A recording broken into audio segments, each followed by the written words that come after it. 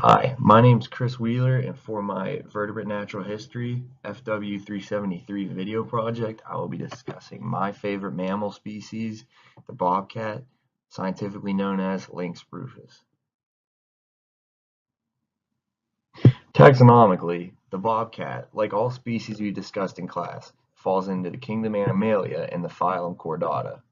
As we move down the taxonomical hierarchy, though, it'll start to become more specific to the species.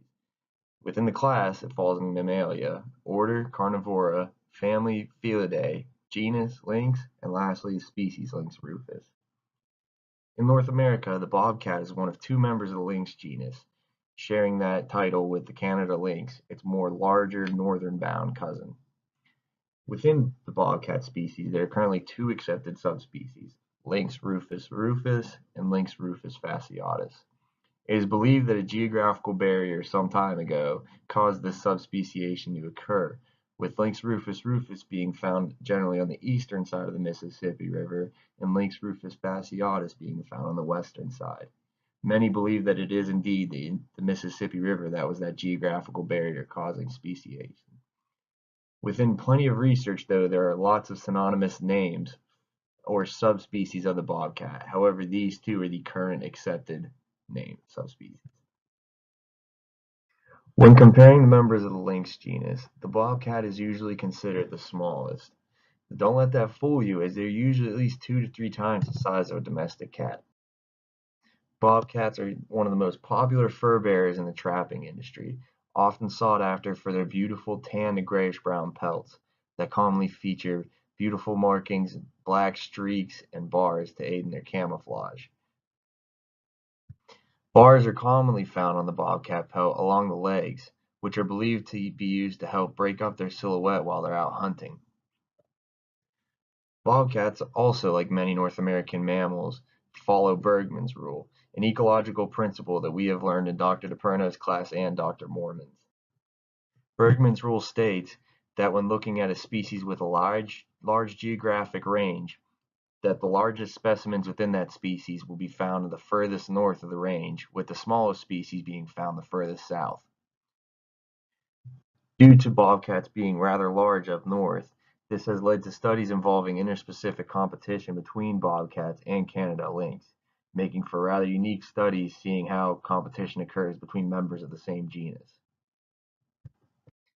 The bobcat is generally a solitary species, usually only coming together and interacting with other individuals during the breeding season or after the female has given birth and is raising her kittens. Bobcats are also generally crepuscular species, meaning that peak activity times during them are both the dusk and dawn hours. However, during the fall and winter seasons, they may become more diurnal in responses to increases in prey activity, as many prey species are preparing for the cold weather of winter. Bobcats also tend to have large home ranges, in which most of their activities are confined to due to their mainly solitary lifestyle. In a summary of research by the IUCN, bobcat home ranges were found to span throughout the United States from anywhere from 0.23 to 126 square miles.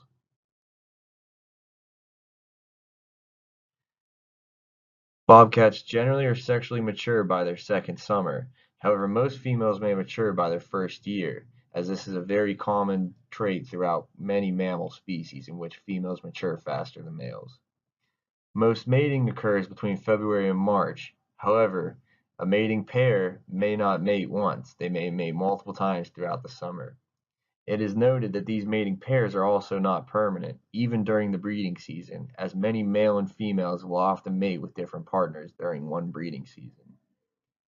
Females will raise the young alone, generally giving birth to 2 to 4 kittens anywhere between April and May after a 60 to 70-day gestation. The bobcat is currently listed by CITES as an Appendix II species, indicating it is not considered threatened with extinction or appears to be threatened by it anytime soon.